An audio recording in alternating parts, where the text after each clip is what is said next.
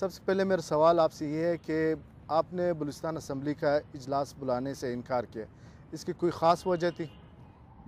Supreme court of Pakistan نے کہا کہ بلوچستان کی موجودہ صوبائی حکومت اپنا آئینی حق حکمرانی کھو چکی ہے۔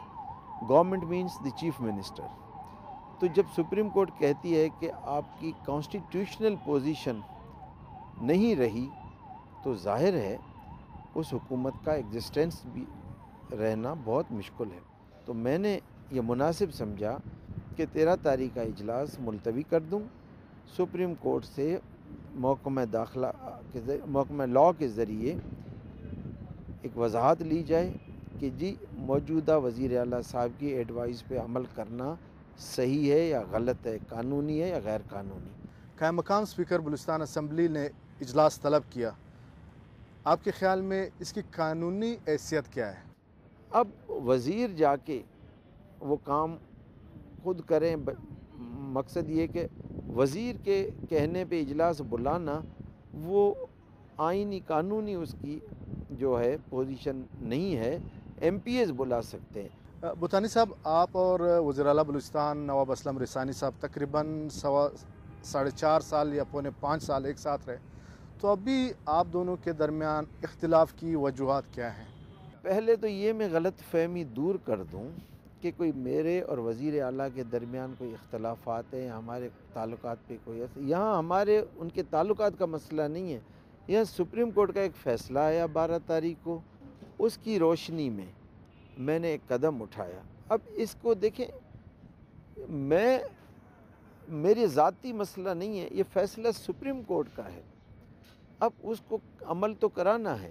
بھوتانی صاحب، آپ کیا سمجھتے ہیں کہ اس وقت نواب اسلم رسانی بلوچستان کے وزیر اعلیٰ ہے یا نہیں ہے؟ ایک طرف وزیر اعلیٰ بیٹھے ہیں، ایک طرف سپریم کورٹ کا فیصلہ جو ہے موجود ہے، تو یہ دونوں کٹھے نہیں سکتے۔ یا سپریم کورٹ نے اپنا فیصلہ واپس کرنا ہوگا یا وزیر اعلیٰ صاحب نے کوئی اس حوالے سے اپنا فیصلہ کرنا ہوگا، ادروائز یہ دونوں چیزیں کٹھی نہیں چل سکتی۔ بھوتانی صاحب، آپ کے بارے میں یہ بھی کہا جا رہا ہے کہ آپ نے اسٹیبلشمنٹ کے کہنے پہ اجلاس بلانے سے انکار کیا تھا، کیا یہ حقیقت ہے؟ اسمبلی کو تو نہ کچھ سپریم کورٹ نے کہا ہے، اسمبلی آج بھی موجود ہے، کل بھی رہے گی، نہ سپریم کورٹ کے فیصلے میں کبھی اسمبلی کا ذکر آیا ہے۔ اب یہ سمجھنے کی بات ہے کہ اسمبلی کا اجلاس اس شخص کے مشورے سے نہیں بلایا جا سکتا جس کی کریڈیبلٹی، کانسٹیٹیوشنل کریڈیبلٹی پہ کویشچن مارک ہے۔ یہ بھی کہا جا رہا ہے کہ آپ کے خلاف تحریک عدم اعتماد لانے کی کوشش کی جا رہی، تو آپ اس تحریک عدم اعتماد کو کس طرح ناکام بنائیں گے؟ اسپیکرشپ تو اراکین اسمبلی کی امانت ہے میرے پاس، انہوں نے مجھے اس منصب پہ بٹھایا ہے، اگر وہ کہیں گے مجھ سے ناخوش ہیں، یہ ان کا آئینی حق ہے۔ اور ہم نے ہمیشہ دیکھا ہے کہ سپریم کورٹ نے ہر وقت پریویل کیا ہے، تو سپریم کورٹ کے فیصلے میرے خیال میں کبھی کسی کو پسند نہیں بھی آئے ہوں گے تو ان پہ عمل ہوا ہوگا، کیونکہ supreme court is the final authority. Aslam Bhutani صاحب، BBC سے بات کرنے کا شکریہ۔